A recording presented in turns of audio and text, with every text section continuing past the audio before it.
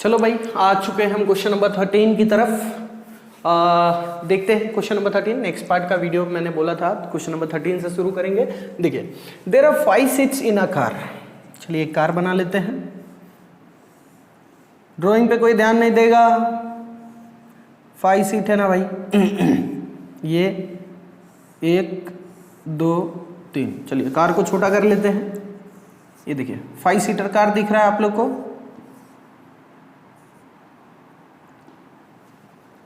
5 seater car दिख रहा होगा आप लोग को, ठीक है। ये बन गया हमारा 5 सीटर कार। 2 सीट यहां, 3 सीट पीछे। ठीक है। चलिए ये ड्राइविंग का सीट, ठीक है, ये ड्राइविंग का सीट। आगे बढ़ते हैं। There are 5 seats in a car including the driver seat. हो गया, हम बना लिए। If 3 out of 10 members in a family, no driving. No driving जानते हैं, नो ड्राइविंग नहीं, no driving. If 3 out of 10 members in a family, total 10 member है, उसमें से 3 लोग को ड्राइविंग आता है, मतलब 7 लोग को ड्राइविंग नहीं आता है। 7 लोग नो ड्राइविंग और 3 लोग नो ड्राइविंग, है ना। चलो यहां तक क्लियर है।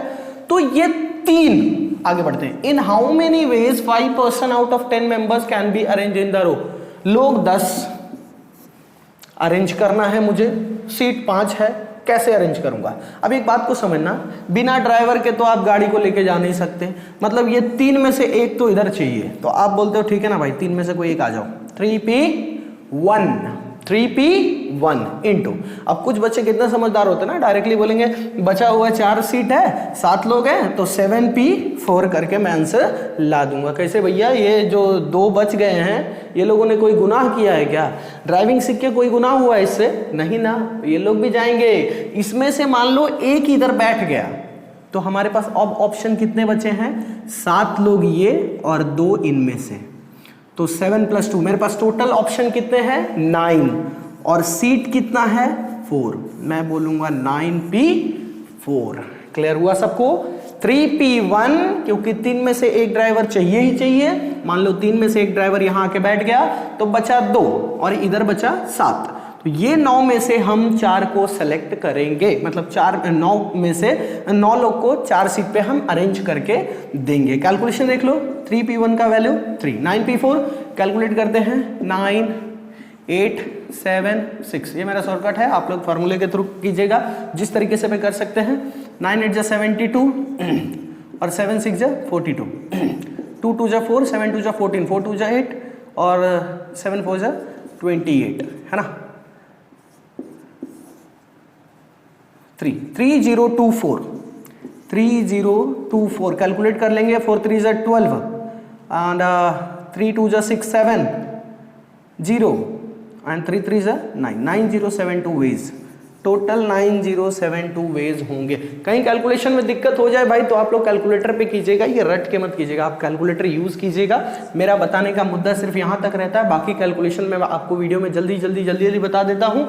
तो सही होता हूँ, गलत होता हूँ पता नहीं, लेकिन आप अगर कहीं पे गलत होता हूँ तो आप बता भी दिया करो मुझे, और आप कर भी लिया करो खुद से सही से, ठीक है। मेरे ख्याल से कॉन्सेप्ट ये भी क्लियर हुआ होगा क्वेश्चन नंबर 13 का। बढ़ेंगे क्वेश्चन नंबर 14 की तरफ। देखिए क्वेश्चन नंबर 14 में डिक्शनरी रिलेटेड क्वेश्चन है। ऊपर जो हेडिंग लिखा है मैं पढ़ देता हूं आपको, आपके क्वेश्चन में होगा, बुक में होगा, देख लीजिएगा। If all the arrangements formed using all the letters of the following words are arranged in the order of dictionary, तो क्या रैंकिंग होगा इसका, है ना। तो what will be the rank of the following words. Following words के क्या क्या रैंक होंगे, तो मैं देखता हूं मेरा स्टेप। जब इलस्ट्रेशन सॉल्व कर रहे होगे तो मैंने आपको एक स्टेप बताया था, वही स्टेप को फॉलो करना है। रैंकिंग दीजिए पहले। सबसे पहला रैंक 1, ABCD अल्फाबेट के अकॉर्डिंग इसको रैंक देंगे। ABCD EFGHI JKLMN OP QRST and U। Done, मैंने रैंक दे दिया। उसके बाद हम चेक करते थे कि ये जो नंबर है उससे छोटा कितने हैं, तो मैं बोलता हूँ 1 2, ठीक है। 2 इससे छोटा है, इससे छोटा कितना है? 0।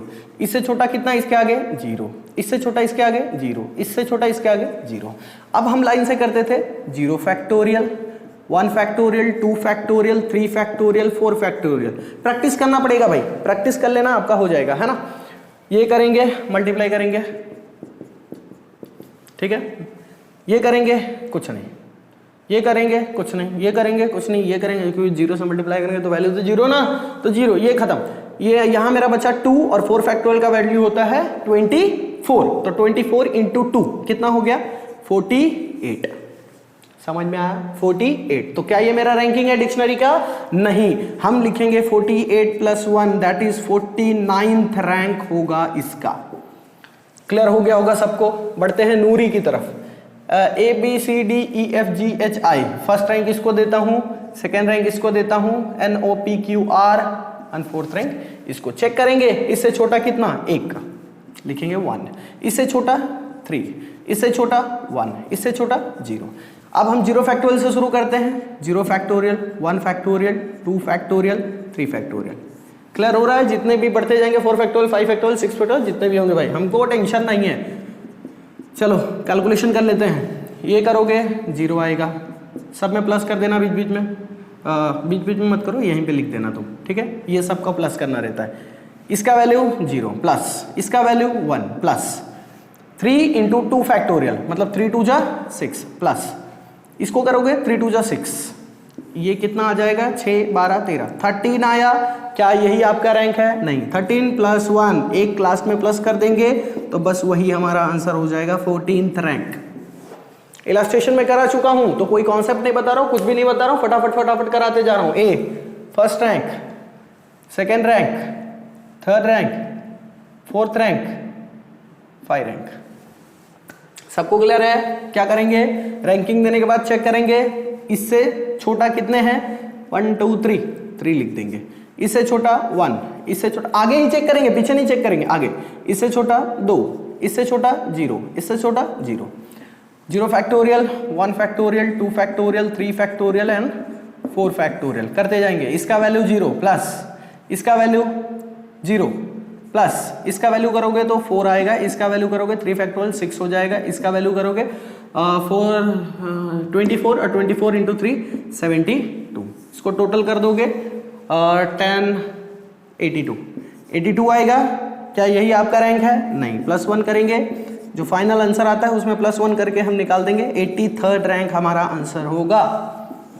लास्ट सुमन 1 1 1 1 1 1 1 2 कहाँ दिख रहा है?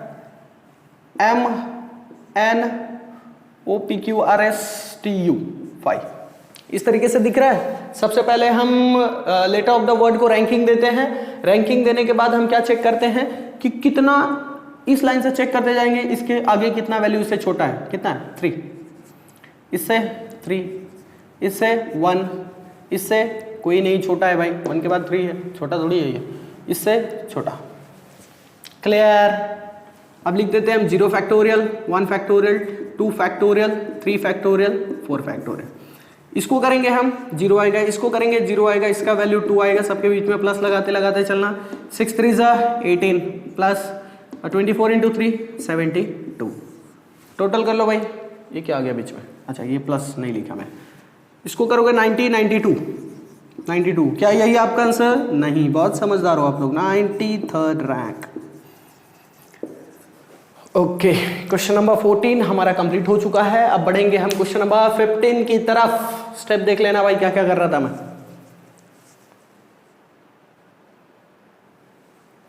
चलिए देखते हैं हमारा क्वेश्चन नंबर 15 क्या समझाना चाह रहा है। क्वेश्चन नंबर 15 में है how many arrangements of the letters of the word shloka can be made. Shloka है मेरे पास, श्लोका लिख दो भैया, श्लोका लिख दिया हमने। Shloka be made such that all the vowels are together, all the boys are together, all the girls are together. सुन के थक गया मैं, चलो लिख देते हैं, इसको भी वही कॉन्सेप्ट फॉलो होगा। श्लोका लिखा है 1 2 3 4 5 6, श्लोका 1 2 3 4 5 6।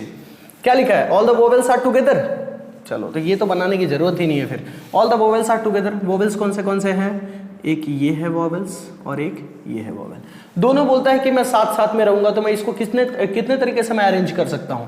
ये दोनों को तो साथ में रखना है भाई, ओ और ए, या ए या ओ, ये दोनों बोलता है मैं साथ में रहने वाला हूं। ठीक है, या तो हम ऐसे बैठेंगे या तो ऐसे बैठेंगे, लेकिन रहेंगे तो हम साथ में, हमारे बीच में कोई नहीं चाहिए। हटाओ इसको भाई, के को कैसे रखा आपने बीच में, हटाओ इसको।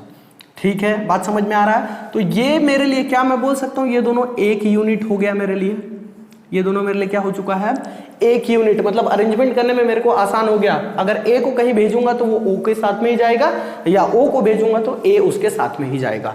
ये दोनों एक यूनिट हो गए तो मेरा अरेंजमेंट आसान हो गया। कैसे, 1 2 3 4 5।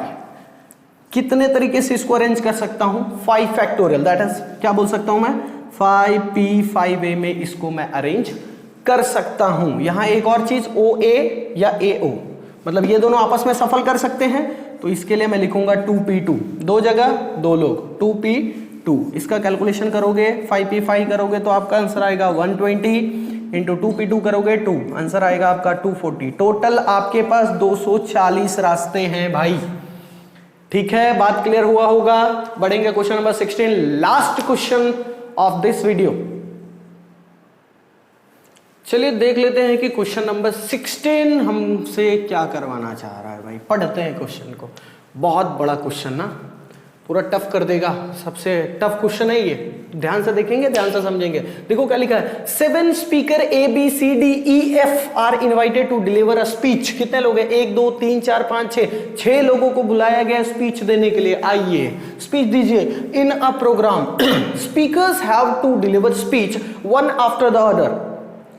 ये लोग को एक के बाद एक जाके स्पीच डिलीवर करना है। इन how many veg speeches can be arranged, इसको कितने तरीके से अरेंज कर सकते हैं। अगर सिर्फ मेरा क्वेश्चन यहीं तक रहता तो मैं बोलता कितने लोग हैं, 6 लोग, 6p6, 6 लोग है ना।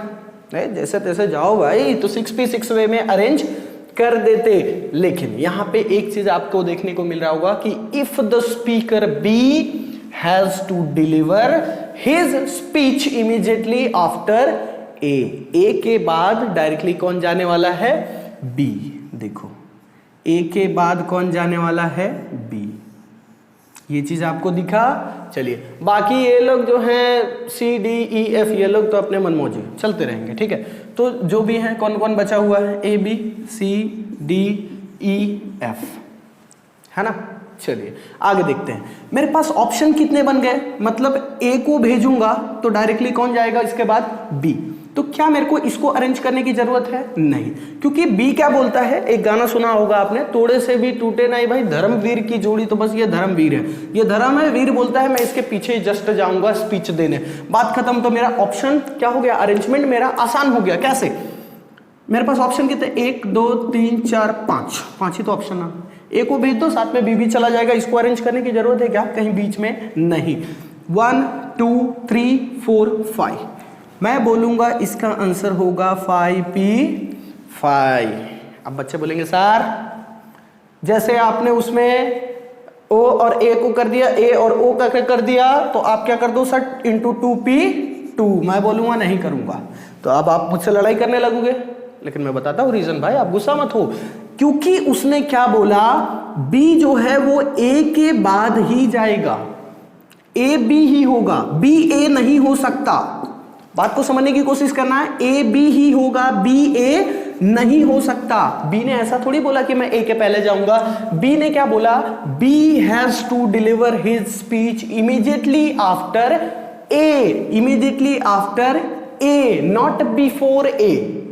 बात समझे ना आप। तो यहां पे 2p2 का कंडीशन नहीं बनेगा, सिर्फ 5p5 का कंडीशन बनेगा, और इसका आंसर होगा आपका 120 वेज।